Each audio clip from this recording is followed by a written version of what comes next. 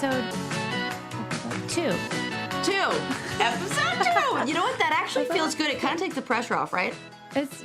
We are new at this. Brand new. Episode 2, ladies and gentlemen. Here we are. Do it. Yes. Hope we can. Guys. We can. Guys. Yes. Guys. Yes. There's got to be a sound for this. We'll try not to, make a fuss about it. Let's make a little fuss.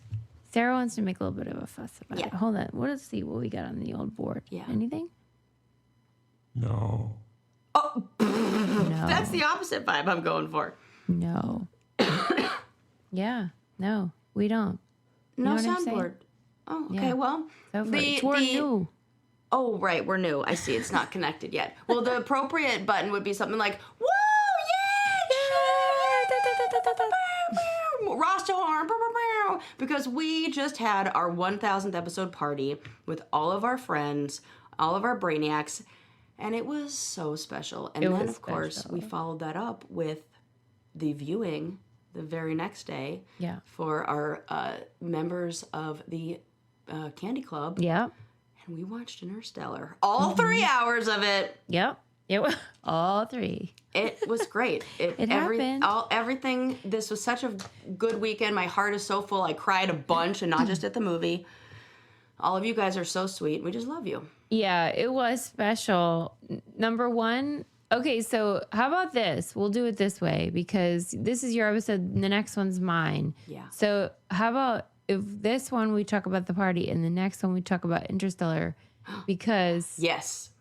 I got to give a review and everything. Yes, that's great. Sue's reviews. Yes. But the party itself, Yes. tell them about the prank. Which? At the party. At the party at your house. No. At the 1000th party that Sarah spotted from the stage. I did spot. I almost forgot because I was so used to that just being like how it is. Okay, so we're up on stage and we're looking around and we notice that, well, first of all, I see somebody in the front row with a name tag on. Yeah, we didn't have that. We didn't have that. We probably should have. That would have been a good idea. But we didn't have hello, my name is tags for people. Right. We didn't have that. So everybody had those. And at first I was like, oh my God, how smart. Somebody brought tags so everybody knows who everybody is. And then I look down and I see the name is Louise. And I'm like, oh my God, her name is Louise. I love Louise. Then I look to the person next to her who's also wearing a name tag that says Louise. And then another with Louise. And then one that says Linda. And I'm like, oh my God, every single person in the audience is wearing either a Linda or Louise tag, which is hilarious. For... it's so good. It's such a good prank. 10 out of 10. Totally caught us. And Susie loves a prank where nobody gets hurt, obviously. And this is exactly that. We laughed so much. They were really cute. The person who made them, amazing penmanship. Yeah. So a few episodes ago, I think we talked about it on the air. Mm-hmm. I was talking about how I had one of those epiphanies where you go to a therapist and then you talk things through and then you realize oh, this is why I'm this way. And in this case, it was that I hate being teased. And I talked about how I think the reason is because I never really had a foundation of unconditional love. Yeah. And so teasing feels truly hurtful to me. They don't love me, they hate me, whatever. Whereas for normal healthy people, that's just a fun way to be I love you so much that we can tease each other and it's fine. Yeah. And so I've never been able to handle teasing, which is a terrible trait because some people really like doing that for fun. Yeah. And and that's probably always been annoying to people that have teased me or whatever. And then I get all sensitive about it. And this was the first time where I was I truly got it. Oh, why that's awesome. That can be genuine expression of love. I see you. I see you so much that I can take this thing that you do or that is a reflection of you and somehow laugh about it. Or you were a fool, because we all knew something and you didn't, right? Yeah, so normally that would make me feel really upset. Yeah. That everyone knew something and I was the fool. But You're not. You're not. Right. Because you're not the fool. You're the star. Yes. They're celebrating you. Oh my gosh, Brainiacs. Do you see what you did? You healed her. But just with you guys, nobody else can do it still. Obviously. Or I might fall apart. But in that case, I was really like, oh, this is what it's supposed to feel like, where you're like, oh my God, they love us. It feels like love. Oh my gosh, my heart is so full.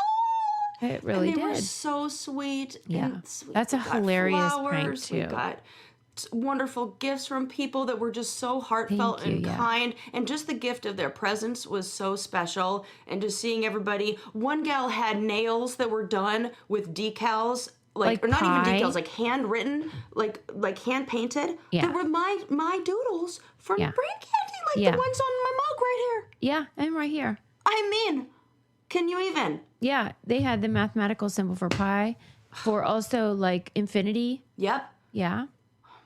It was so really special. Cool. It was so nerdy. Yeah, it felt like a real fun, nerdy day. I wish there were more single nerd men there. Yeah. Because they would have been in hog heaven. Oh my gosh, they would have cleaned up. They would have cleaned up. Man, I if mean, you're listening, we should have a matchmaking event. No, you know what? See, Pretend you do this. I didn't say you that. do this. I scratched that from the record. I am not. Nope. I am not committing to any more events. Okay? They might happen, but I'm not talking about them. Yeah. That's how Susie and I get our wheels turning, and next thing you know, never again. We're committed. I will probably die. One of you should do it, okay? Make that your next prank. A brain candy event. Plan an event for us. Funny, do it. Well, you were an amazing host. You did such a wonderful job of, just like even shout out to the Elks Lodge. Like, I'm so glad you're a member. I am and too. And by the end, all of us were like, we should be members of the Elk Lodge. Everyone should be an elk. Everybody should be an elk. We should do this. This is really fun. It's so fun. Shout out to our bartender, Jeremy, who was very tolerant. Also, the planner, Deb, she was like managing. Yeah. God bless her. Nice. She was, and you could tell she was like a brainiac. Yep, totally. Yeah, like she doesn't listen, but like in her heart, she is. Yes. Yeah. It's like camp people. Like you just know, even if you don't go to camp, you're a camp person. Spirit. Camp spirit. She had brainiac spirit. Mm-hmm. Yep. Mm-hmm. It was such a joy. So thank you if you all came. And if we ever do have an event again, like say for the 2000th, you should come because it's a hoot and holler. I mean, you don't want to miss the next one. It was. We delivered on hootin' and hollerin'. Mm-hmm. There was so much. Sarah left her phone at the venue. How about that? Oh, my God. Dude, we even went back to the venue. This is how not connected and, like, not concerned I am about my own phone. And, like, we went back to the venue. I went inside. They, like, let me back in. I searched the place again. Didn't find it. And was like, meh, it's probably in a box at the house. It's fine. It was not in a box at the house. And it's not fine. It's absolutely not fine. Are thinking when then I started panicking at about 2:00 in the morning that night. It was like, this is actually a problem. I need to get on a plane. Do you feel like you learned a valuable lesson though? Yeah, definitely. That I should always that when I think you need to bring your purse or you need to bring. Here's what happens. I go on a trip and I bring a carry-on that's like my personal item that's always big. Yeah. And then I bring my suitcase. I need a regular, like my fanny pack. I need to bring like an actual bag that I can put things in, that I carry. Item. Like I need to actually have like a bag, like a purse, like a, a real bag if I'm going to go places instead of just letting items, especially like new places. No, you can't What's go wrong loose. With me? I can't. I was going loosey goosey. No, you can't go loose. You know what? And I think my girlfriend might be a little psychic. On the way to the airport, or like the night before, when I was about to leave, I must have been on my way to the airport then because she took me. She said, what happened to the strap that you used to use? Because my phone, if you may notice, has little things where you're supposed to clip it on. And it's a strap because I said I needed to always be strapped to my body. And I did that for a long time. Yeah, where's that strap? I took it off because I was like, oh. It was too strappy. It was too strappy. So I think I need to just deal with that.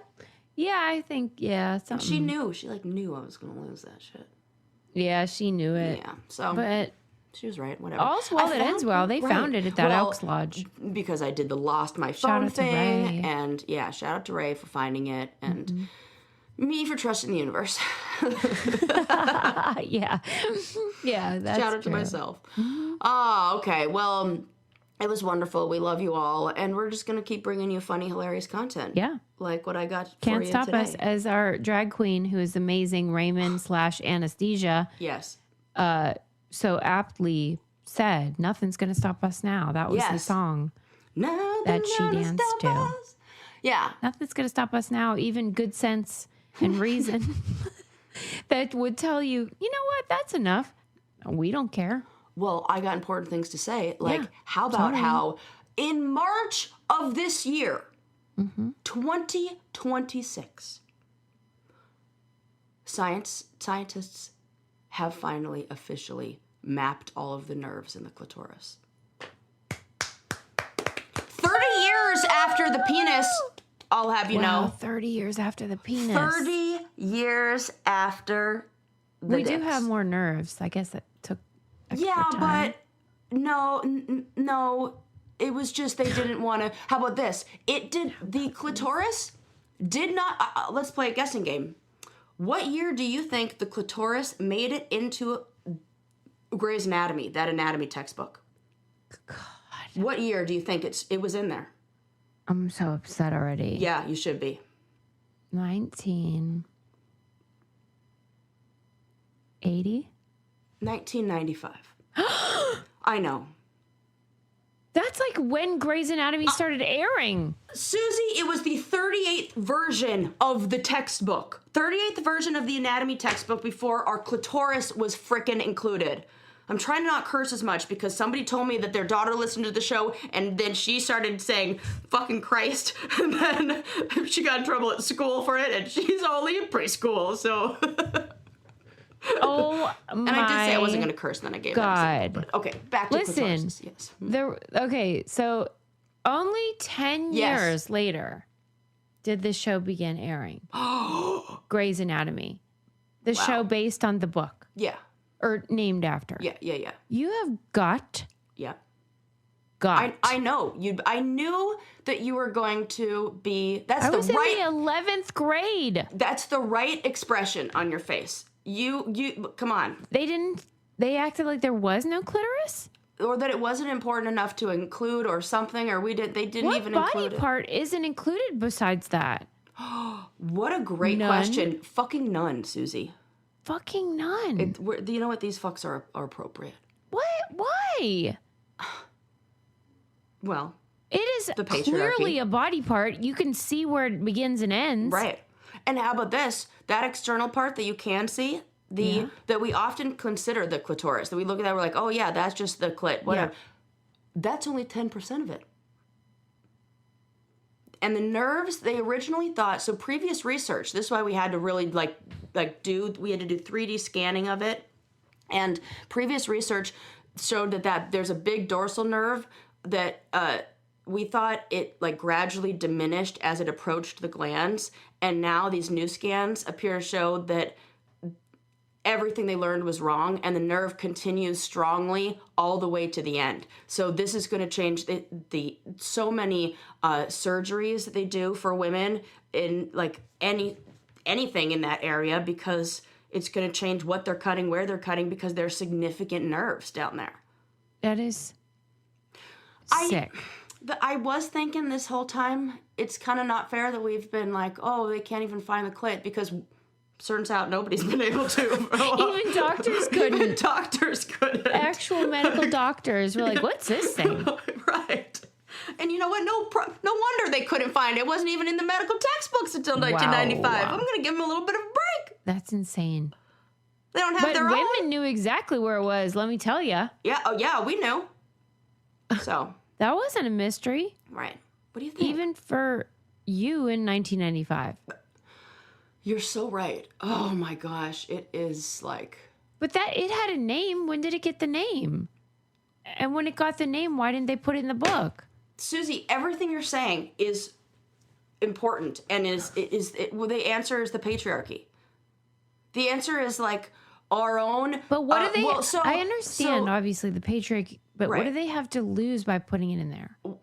So I read this article about this in Vice, and then I think there was another one, The Guardian or something, that said that it was a lot about taboos around sex. That is what they cited. It's like taboos around sex made it so these things weren't included. But I feel like there's probably more to that. I mean, we can like expand on that. They can do an entire... I want like a documentary on Netflix to come out about this. Yeah. You know? Yeah, me too. Because it kind of makes me sad. It does. It actually makes me sad. Yeah. Because it's like we really have to fight for... Regular. Yeah, regular. And, you know the article also mentioned... Like, well, yeah, please. What else should we fight for? The ability to grow our hair faster. Well... I think a lot of people who came to our live event had a lot of things to say about both our hair. No way. Yes. Oh my gosh. Everybody was like, Sarah, your hair has gotten so long. And they don't even know because it's super curly. Yeah. But when I straighten it, do you remember how short it was? It was so short. It's like 2 seconds ago. Look. We're at collarbone, past collarbone. It's incredible. We're past shoulder length. Because it was like dink up here by your cheekbones. So short. Susie. It was so short. You were devastated. Yeah. Little did you know that it was going to be like Nutrafol go-go gadget hair. Chill. Yeah. Right. You know those like dolls that you just like used to turn their arm or something and the hair grew? Like it feels like that. I'm like, what the heck? So. Well, and the reason is because it is the #1 dermatologist recommended hair growth supplement brand. And the #1 hair growth supplement brand personally used by dermatologists because they know they're scientists, they're doctors. Nutrafol's hair growth supplements are peer-reviewed, NSF certified for sport and clinically tested, and it works. If you feel like your hair is looking thin, it's shedding too much, it's looking like it needs to grow a little faster, this is the answer. Let your hair be one less thing to worry about. See visibly thicker, stronger, faster growing hair in 3 to 6 months with Nutrafol. For a limited time, Nutrafol is offering our listeners $10 off your first month subscription and free shipping when you visit Nutrafol.com and enter promo code BRAINCANDY. That's Nutrafol.com, spelled Nutrafol.com, promo code BRAINCANDY. Yes. It has been a lifesaver for both of us. Okay. I'm so excited to tell you the next thing. Your clitoral discussion. We're moving on to a new topic that I'm excited because I was originally this was at the top of my list and then I got other stories and then I was just like, oh my God, I meant to say this first because this is something I'm 98% sure that this is legit what I received that I have to tell you about. So do you remember a long time ago we talked about the enhanced games? Yeah. Okay. Yeah, where like anything goes. Take a drug, take a whatever, and you can compete. It's like the Olympics, but like no drug testing. Correct. In fact, drug encouragement. All the athletes are supervised like by doctors who are then putting them through, giving them the stuff to pump them up in a way. All the stuff. Okay. What? Well, I received an invitation. By whom? To the enhanced games. Whom? And I looked up to see like is this a legit like a promotion company that's here's what I got. They consider this your official invitation from the Enhanced Games team. We'd like to extend this invitation, blah blah blah, whole intro. Then they said, here's what's included. Curated welcome gift mailed directly to you, round trip airfare, hotel accommodations at Resorts World, a welcome party, live headline performance by the Killers, official and enhanced VIP after party, $300 resort credit for after party. Right. For select on-property dining, whatever, complimentary food and drinks at the game, exclusive access to events, experiences, and activations, first access to enhanced supplement products after the game. In exchange, we would ask for social coverage around the experience with dedicated posts of the games before, during, and after the weekend.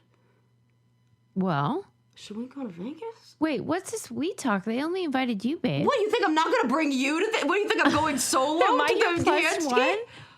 Obviously. Wait, so we get to be spectators. We don't have to compete? No, this isn't a competition thing. This is like, do you want to go to the games? I want to go. I thought you would. That's why I was like... Say yes. I think I got to say yes, right? Yeah, as long as it's not a scam. Well, that's what I'm going to find out. It's Don't give them your Zelly or whatever it's called. Obviously not. But I looked up and I'm like, this is the promotion network that they're working for. This is the... Let's do it. So I'm like, if this is legit... I'm all for it. I've always said this. I kind of feel like it's the only way to make it fair. And then don't you think I want to go because I want to see, like, do we support this? Are we like, yeah, green light, whatever. I mean, people are doing... everybody's doing stuff to enhance another way. What are we doing, right? Because the other way is that it's unfair. Right. Because... some people are Marion Jones. We're looking at you. And some people aren't. So, okay. I think we got to say yes to this.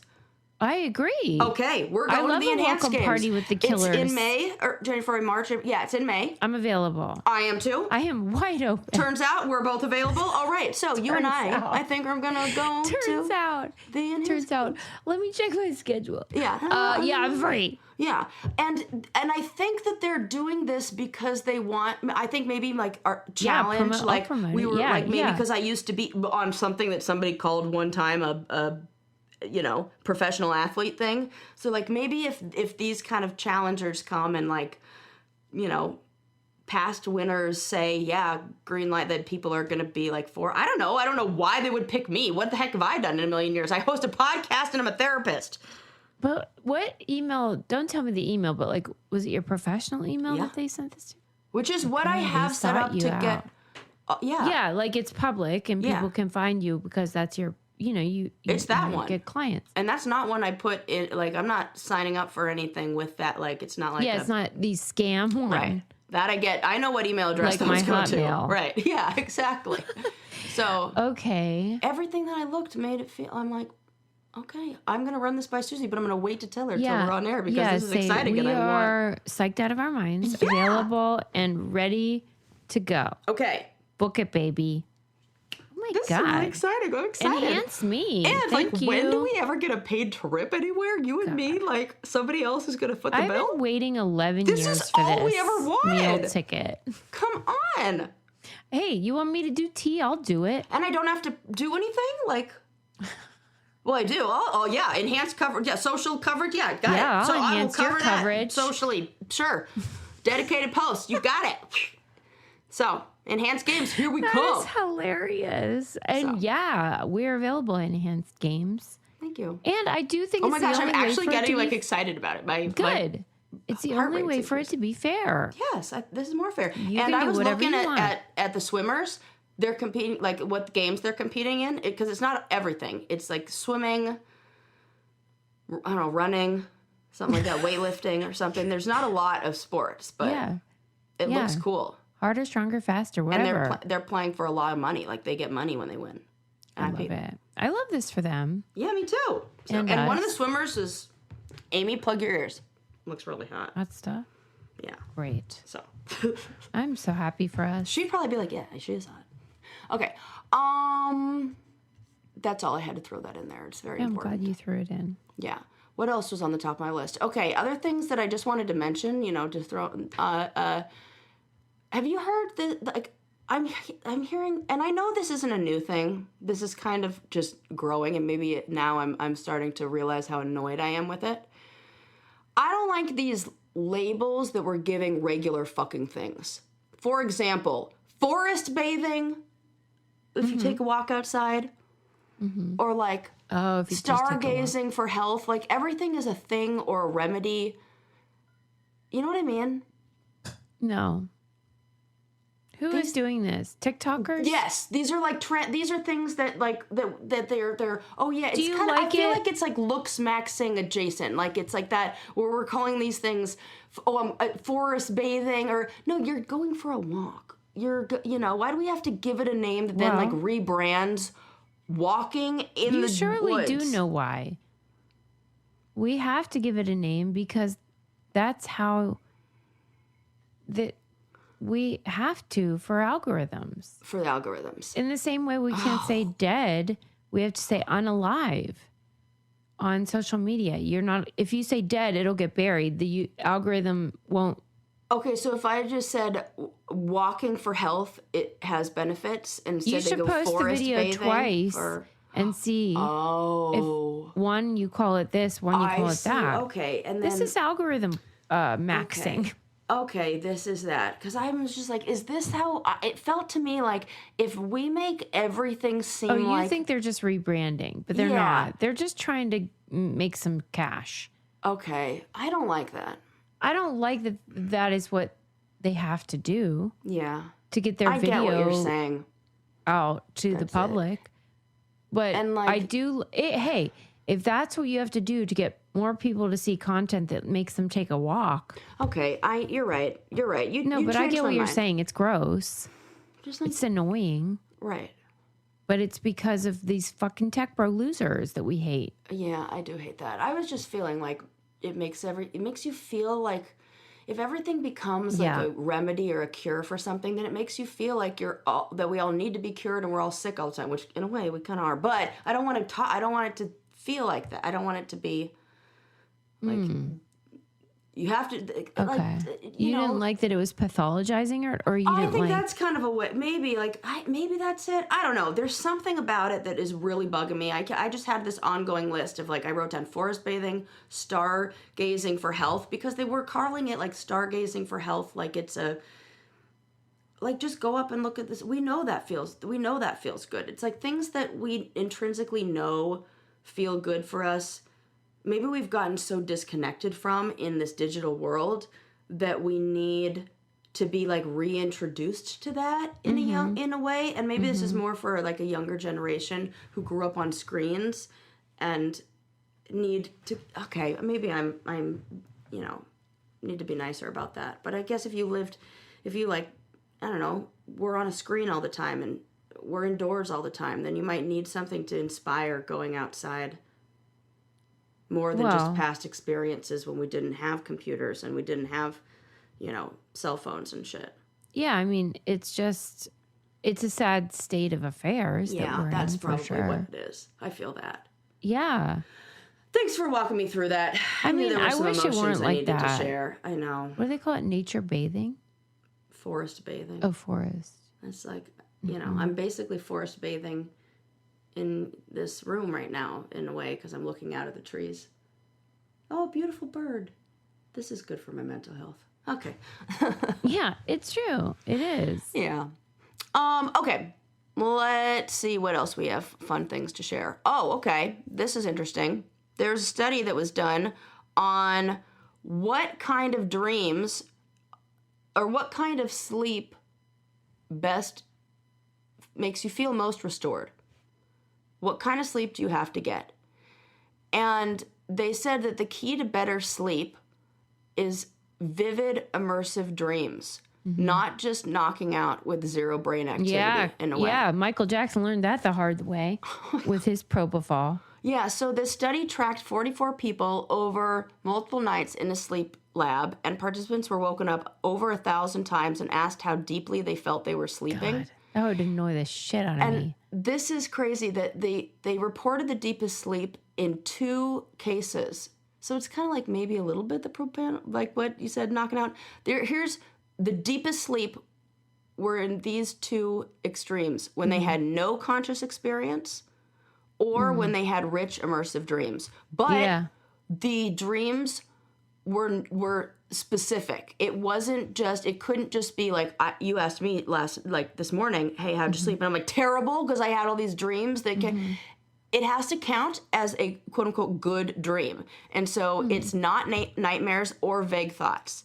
It's more like emotional resolution in the dream. Yeah. Or achieving something meaningful or reconnecting with people or places. Absolutely. Yeah. And even if so, and it's interesting because it goes against what previously we weren't asking people as much about their, how do they feel when they wake up? We were looking at what their brain scan said and looking at those different sleep cycles and being like, oh, if you get this sleep cycle, then it means, it doesn't. Not right. You can get those really good sleep cycles.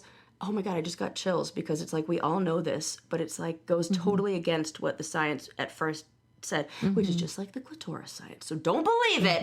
We always have to keep following up. And when we talk about Interstellar, there was one moment that they mentioned, they had a quote, and you had a reaction. And so when we talk about that in the next episode, it's like, yeah, the about sleep science. stuff. Yeah, yeah, and how it's about questioning all the yeah. time. Well, do they say how you can achieve that? Yes, how to get more of these dreams. That you can't fully control dreams, but you can set the stage. So, sticking to a consistent wind down routine, protecting your sleep environment, kind of like you were talking about that amazing book on sleep that you're reading, and what they said about, what did that guy said? You were talking about that quote about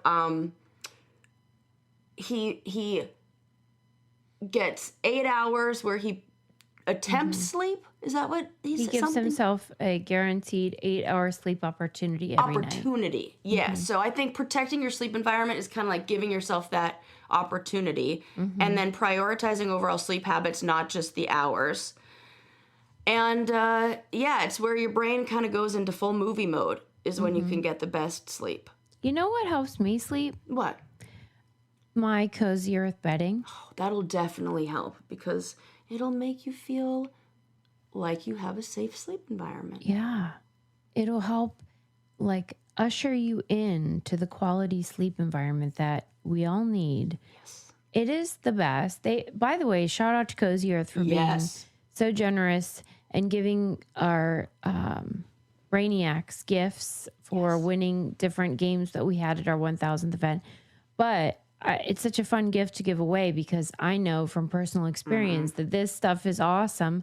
Their bedding is so soft, so luxurious, but still affordable, and silky smooth. Yes. Temperature. Cozy.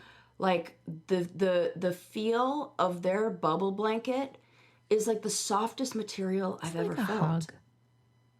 You know? Yeah, it really is. It's so soft. And it's that comfort and luxury wherever you are, wherever you're using it. It is so nice. And you can try them for yourself for 100 nights. See if you agree, you know, which is a testament to what they're saying. Like, we guarantee, we will put our name behind it. And there's a 10-year warranty. So that care and precision that they're committed to, if you feel like it ain't happening, if there's an issue, they got you covered. Discovered how care in every detail transforms simple routines into moments of true comfort and ease. Head to CozyEarth.com and use our code BrainCandy for up to 20% off. And if you get a post-purchase survey, be sure to mention you heard about Cozy Earth right here on Brain Candy. Experience the craft behind the comfort and make every day feel intentional. And they do. Yes, they have jammies, sheets, blankets, all the good stuff. Yeah, really cozy PJs and socks. So dreams really do matter. It's that, and then they say like that vivid dreams can act like a buffer, and they keep you feeling deeply asleep when your brain activity is really high. So I think we need that high brain activity to process memories, do that like, reset in a way, organize all of the stuff. Yeah, right. So there you go. Enjoy those good dreams. And it's just like weird when we think, sometimes I think when I wake up, if I have a busy dream or I'm really active in my dream, I'm going to wake up tired. We kind of talked about that once while I was here. No, I just need to like enjoy the sleep and keep sleeping. And then like not wake up and finish the dream, I guess. Yeah. Sometimes you wake up and you really want to finish the dream, but then it never happens, if you know what I mean. Hate that. But if you start recording, if you start writing things down, like right when you get up, they say that helps and that fixes it. Okay. And the article that I read also mentioned that because we now know that vivid dreams are helpful in processing memories and helping with this like regulation of emotions and things like that, that they're looking into medications and things like that make you have more vivid dreams. That things that'll keep you kind of in that dream state or, and we know that people who do like lucid dreaming, that can really help with emotional regulation and things like that. So I'm interested in that. I want a future where we can I love sleeping for that reason. When the dreams are good. Yeah, if you can sort of have a greater chance of that kind of sleep reparation from whatever is troubling you. Yeah. I love that. And then we probably wouldn't be following it up with saying, well, it's just so weird. So weird. We would know exactly why it happened. Well, it happened because I needed to process this and this and this about this and this and this. And that makes me feel in control of my life when I know the reason why I had those kind of dreams. You know. And I mean, maybe you're going to talk about this in your episode. I just really loved everything that you said to me about sleep in that book that you read. Yeah, I'll read the books and then you use it in your episode. That's great. This is why we have a podcast, because you tell me podcast maxing. Yeah, you tell me great things about what you read, and we turn it into a show. Okay. I also read a fun story about a botanist that solved a case. And I loved how he did it. I love it. He used science. So this was a criminal case that was recently cited in a study in some like Botanist magazine or something like that. But it was about a case that happened in 2009. And it's a case where this botanist figured out a way to use... Well, basically, he solved the whole case. So I'll tell you what happened. There were suspected grave robbers. People who were robbing graves. Okay. But they couldn't pin it on the people. They knew they got the suspects. They had people who were like, they thought this is the employee at the cemetery. They had moved, this person had moved 1,500 bones from 29 people in an attempt to relocate the remains and resell burial plots. Okay. Which is so fucked up. Oh. You know? Mm-hmm. That's messed up. Mm-hmm. So they tried, and the defense tried to claim like, oh no, they weren't there. They didn't do that. It couldn't have been them. Mm-hmm. So they brought in this botanist, and they're like, we're gonna see if the plant specialist can see what he can find. Mm-hmm. So they found this moss. They analyzed the moss, and they found that the moss is there's so many variations in moss that in the same cemetery, you can have different moss growing in one side and in another side and all these different places. So they found that the moss that were found in the last grave only came from one part of the cemetery. So they knew that the bones had been relocated. And then the defense was like, well, that moss is from before the employee worked there. And you can't determine time. You can determine movement, yes, but you can't determine time. And then the botanist was like, he doesn't know anything about plants. Right. Uh-huh. And they had a little trick up their sleeve. Chlorophyll degrades over time. So they measured how the pigment in the moss absorbed light. And based on how it absorbed light, they were able to determine how old it was and how much chloroform was in it. And they were able to compare it to other samples to determine its age. And it was like having a timestamp and an air tag on it. And none of it fit the defendant's timeline. And the botanist solved the case and proved them all guilty. Just from his Guilty? Yeah. They were guilty. Convicted. Because they were able to determine 100% time and movement. They were the only people with access. All of that. And the botanist saved the day. And Isn't just that like funny? looking at plants. I'm not surprised because it's so much like DNA. It's just plant DNA. It totally is. Yeah. And there's so much variation. And I just love the idea of like, I think sometimes certain fields of science and they kind of get poo-pooed, or they're like, what is this really doing? Or why are we studying this? Why is this important? And it's important in not just like what you can learn from like, medicine and all that kind of stuff that we get from plants, but they're even helpful in like solving these cases. Mm-hmm. And that's why we need to keep education and the parks programs and all of those kind of things, because they also help us solve crimes. Mm-hmm.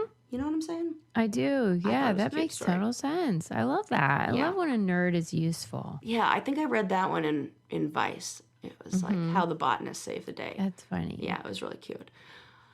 Okay, what else? This is one I think I feel like we mentioned this a long, long time ago, but then like now they're saying it again, that the Boston accent is disappearing. Oh yeah. Well, and the Southern I've seen. No! Yeah. That's my favorite one! I know. Can we just keep bless her heart? There's nothing I love more than a Southern accent. Really? Oh my gosh. I didn't know this about you. Because it feels like Southern comfort. It feels like comfort food in an accent.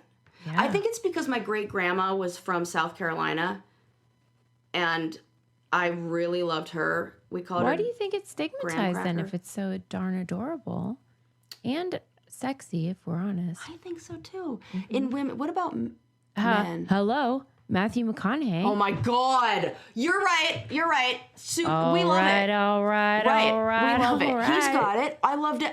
You love him. We love him. We love him. Okay. Yes. It's all. Wait. Don't tell me that's gone. What? Remember when I was in an elevator with him? No. Susie, can you remind me? Because I don't remember, and now I would have freaked out. I would have said something stupid. I might have kept it to myself because it was transformative. Oh my gosh. Tell me right now. I'm so glad you asked, even though I made you. Okay. Well, I was starring on MTV's Road Rules Viewers Revenge.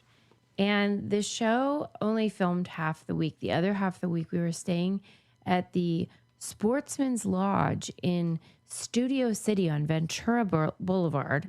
And classy joint. This ridiculous hotel that is not expensive, but it is like quirky and weird and has been there for ages. So like now I see why Matthew McConaughey might be there.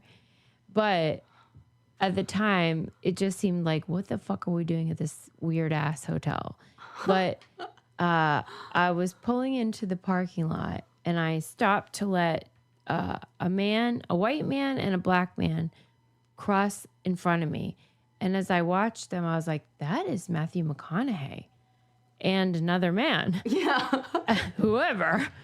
And I was like, after they I'm like parking as fast as I can and like hauling ass through the Sportsman's Lodge hallways to try to find Matthew McConaughey. Yeah. And so I made it to the elevator just in time as the doors were about to close. Oh, did you suck your foot in? Basically. Oh my gosh, they held the door. And Ziggy Marley. Stop! You've never told me this. I would have remembered. You would have remembered the Ziggy I would have remembered that detail. Guaranteed that would have stuck out in my head. Holy crap. Then what? So I get in there with them. But then I'm like deer in headlights. Like, now what? Oh, I would have now what are you going to fucking do? Stupid. I would have been like, thanks for holding the elevator. All right. Something stupid. And then he would have been like, well, this is done. I'm sure this was 2000. Wow. I don't know. 8, 9, right before we met. Right. I'm like, we met in 2009. So it must have been like. Revenge, was that before you were on? I don't know. Definitely was. Okay. So right before I met you. Wow. And then, so we're going up in this elevator in silence. Me, Ziggy, and Matthew. And then the elevator stops and they get out and then they're walking off and Matthew turns around and looks at me and he goes, sweet dreams. And I have had sweet dreams ever since. Well, but I can summarize that article about what's the key to a good dream. Ride an elevator with Matthew McConaughey. That fucker. That wasn't on the list. But that is he knew. Holy crap. That I'm sitting there dying. Yes, he did. It was like Bill Murray thing where he knows he's providing me with a story. I love it. And I said nothing even after he said that. I just smiled and basically died inside because it's like he knew that I knew that he knew that the whole thing. 2 whole episodes and you're still surprising me. 2. Good one. Good reference. Suze, that is a great story. What is Ziggy Marley was just, what did they talk about? Anything? It was just silent. If I'm not mistaken, I would have to check the timeline on this. Yeah. My brain may have fucked it up, but my belief is, do you remember when there was some sort of bongo incident with Matthew McConaughey? I do. That does. Yes, that rings a bell. I believe that was right after my elevator encounter. What year was the bongo Matthew McConaughey incident. Maybe I inspired it. Does it say it was at the Sportsman's Lodge? What if? Matthew McConaughey bongo arrest. 2000 Matthew McConaughey breaks down his naked bongo arrest in vivid detail. He was arrested in 1999. Oh my God, this was after He was found the bongo. in possession of marijuana and drug paraphernalia. Well, guess what? Given that he was with Ziggy Marley, I think the bongo marijuana stuff was still happening. Yeah. All these years later, so too. I had decided in my brain this was like a coalesce. This was like bongos, Sportsman's Lodge, Ziggy Marley. It writes itself. It really does. Look at his what the hell do you call this? Mugshot. Mugshot? All right. Well, he's definitely had hair plugs. Yes. Whoa, and they worked buddy. out great. Sure did. He got 20 years back with those things. It said it was at 2:30 a.m. on Monday that the 29-year-old actor began to wind down by lowering the lights, getting undressed, and opening the windows to allow the jasmine scent from his garden to waft in. It was also time to smoke a bowl of marijuana and listen to the beautiful melodic beats of Henry Deconge, a Cameroon singer and guitarist, on a stereo. I could have been a part of that. Playing his congas for a jam sesh. I could have been a part of that with him and Ziggy. You know if what? I just see opened my no mouth problem. and said, "Hey, boys, where you headed?" They didn't know that you have musical gifts. I could have You joined could have in. done anything. What do they got? They got a banjo, a tambourine, I a would have piano? busted out my French horn, no problem. No problem. Wow. I'm just saying that, like, that was a lesson for me in seizing the moment, because I have thought about it a lot since then. And I thought, Suze, even 2 years later, would have been like, "Hey, boys, bop, bop, bop, bop, bop." But I was still Yeah, you would have seized it. This could have been so different. I would have But never anyway, had a thanks, podcast Matthew. and- I still have sweet dreams thanks to Wow, you, baby. That's great. I didn't know this. He said, what I didn't know is while I was banging away into my bliss, 2 Austin policemen also thought it was time to barge into my house unannounced, wrestled me to the ground with nightsticks, handcuffed me, and pin me to the floor. They shouldn't have done that. He's in his house playing the bongos. Do what you That want, is sir. beautiful. That is crazy. And then they saw his bong, and then they arrested him. That's fucked up. That is fucked up. Live and let live. He should not have been arrested for that.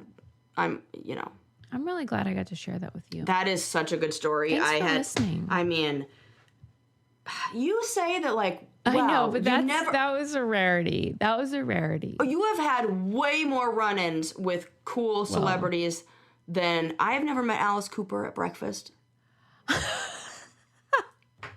I have like 2. That's true, but after Matthew, frankly, I think that's probably what inspired it. Yeah. I started like seeking them. And also like, you're not going to be silent again. Never. I try to make a story. I don't want to bother them. I'm not going to be like, ugh. No, you're cool. But I'm trying to have like a moment because it's fun. It's funny. Sweet and dreams. frankly, I think they're looking, oh, baby, I'm having sweet dreams, Matthew. And then the whole time during Interstellar, I'm like, hey, I know. I can't wait. This is making it even better. I know. It's meant to be. Because the fact that you held out this long to share that story when we talk about Interstellar every freaking chance I get. Because do you remember how we did also a story about scientists trying to figure out what makes someone cool? Yes. And wouldn't you agree, Matthew McConaughey? Absolutely. One of the coolest. One of the coolest. Yeah. I didn't even think about that. Me neither. We thought about Jeff Goldblum. Right. And I would say Matthew McConaughey is cooler than Jeff Goldblum. For sure. Yeah. Because Jeff Goldblum is more nerdy, cool. Yeah. Matthew McConaughey transcends. It doesn't matter if you are gay, universally straight, agreed upon. Like what side you're on, cool. Left, right of the eye. It doesn't matter. So cool. Yeah. I mean, please. He could be the sperm donor for my kids. Is it hot in here? I think it's just Matthew McConaughey. Obviously. Duh. Oh, okay. Okay, well, let's see what my notes say about that Boston accent because, you know, as I'm so sorry. No, are you kidding me? That derailed. was so worth it to go down that little road.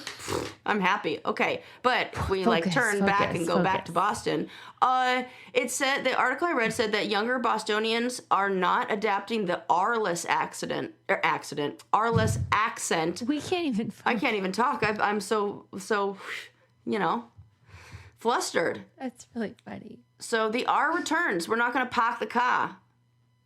Because they're trying hard to not do it? Yes. Yeah. Yeah. The Southern accent and the Boston. I know you love the Southern, but I mean, it is associated with a stigma of moronic assessment. Yeah, or like... Where we're like, they're a fucking idiot. Blue collar, like... Maybe even worse, less than... Not worse, not like it's a bad thing. I love a blue collar worker. Like, yeah, like that. Yeah. But there was also mention of this shift being linked to the decline of like multi-generational neighborhoods. Yeah. Like South Boston, where people lived there, you know, and it just kind of develops. Everybody's, there's no more like regional... It bums me out. Like homogenization or, you know... That's what bums me out. Me too. And like, I get a lot it. of migration. Everybody's on the internet. We hear we hear the sort of standardized English or standardized whatever language, and then all these sort of quirky subcultures are being erased or. I do love. Diluted. Like I was just watching. I was like scrolling through Instagram as we were about to record, and I saw this really adorable video of a woman who got married to a man whose family is from Mexico City, and she learned the like national dance so that they performed it together, like the husband and wife, married, performed it for like the in-laws. Yeah. And it was so beautiful. And I love like going back and learning the like old traditions and doing it in a like to keep that alive. Me too. I think it's beautiful. I think we really need to recognize like differences and cultures and traditions and you know what they represented and meant, and it's like so beautiful.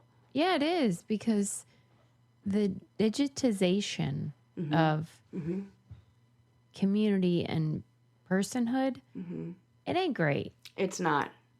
It's not. It's kind of gross. Yeah. And there's no depth there. I agree. And it's so transient. Like Yes. Every minute there's a new fucking cottage core, whatever the latest stupid ass thing is, and it's boring. There's no richness to it. There's no surface depth. level. Yeah, because there's not a story or a reason why. Like when you understand the story and the reason why something came to be, I think it's really... this is just like some fucking idiot posted a video trend, right, that everyone saw. Yeah. Okay, cool. Oh, thanks. Like, this isn't on my list to talk about, but are you familiar with... There's a name for the hat, and I can't really remember. I should get all the details for this story so I give it, like, the credit it's deserved. But, you know, in Peru, you see women who are wearing, like, almost like a bowler hat, but it looks very small on their head. And, like...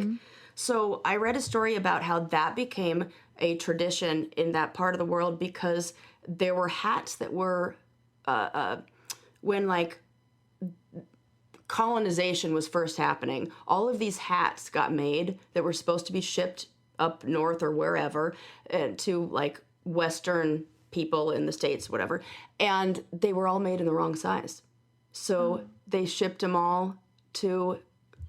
I think it was Peru, or the workers just were like, okay, well, we have these hats, let's just wear them, and it became part of the culture because they were like the wrong size hats that didn't fit Westerners, like, and they're like, well, we're not gonna, you know, like, we're happy, thank you so much for the hats, we're gonna make these work, and you know, it was like a really cute story of like the history of these hats and where they came from, so yeah. But so back to that Boston accent, the linguists. Oh my gosh, my brain what's wrong with my brain today? It's because I didn't get enough dreaming. Well, we've been busy. We've been a little busy, yes. They are saying that it's not disappearing, that it's an evolution of the accent, that it's now just a subtle shift. It's going to be like just a little more subtle, and it's not disappearing completely, but this is in a way how accents evolve over time. But I'm with you. I don't want it to be. Fair, I know. Because they're saying that's how they evolve, but this is a new variable. Yeah. If they're evolving to sound, flattened, then it's not, what are we working toward? Or what is it evolving towards? Like, so. I don't agree. I'm not a fan of that. Okay, one more story for you. Yeah, sure. Do you think you would know a food that was made by a machine or versus a person? What do you mean by that? So there's this. It's very hard to duplicate There's a lot of foods I eat that are made by machines. Yeah, like Chef Boyardee or something. One in particular where there are these like robot restaurants that are coming out are Chinese food restaurants where they're trying to duplicate the wok. Yeah. And so these restaurants have come out. There's one called iWok, there's one called RoboWok, one called Taiga Wok, whatever. And they have these like robot drums that cook the food, and that's really the only robotic part of the restaurant. Everything else is like people who are still doing all of like the serving and everything like that. But how do you feel about that? About those type of restaurants? Yeah. I don't love it, but I know that they have severe limitations and that the Asian particulars of the cuisine lend themselves to it, from what I understand. But like, I just think that they're overstating the capability of them. I totally agree. Yeah. And there's that people who try it, that are chefs, they can tell a difference. Yeah. And there's something called the breath of the wok, or wok high, that translates to breath of the wok, that is this something magical about the how like a human stirs that they try, but they can't replicate that in the same way. And because how do you quantify like a feeling, when like your old Italian mother is cooking, and she's like, I don't have a recipe, I just like whatever. I mean, how do you make that into an equation? Right. And when we jokingly say the secret ingredient is love, I literally think that is the secret ingredient. Yeah. Because when you take it out and you have a machine cook it, it tastes different, even when every other part of it is the same. We know. So that's all I wanted to say is I do not like the robo-woks. Yeah. I mean, because I've seen how that's become so popular in Asia, but that it's harder to replicate worldwide. But to me, that goes to show how limited its scope is at the moment. And that all these like tech people want you to think like you won't believe it. When really it's like, really? Because this fucking AI that you've created can't even tell me basic shit. It can't even count to 10 or 100 or whatever. Yeah. A lot of the time, they are way off. Yeah. Most of the time.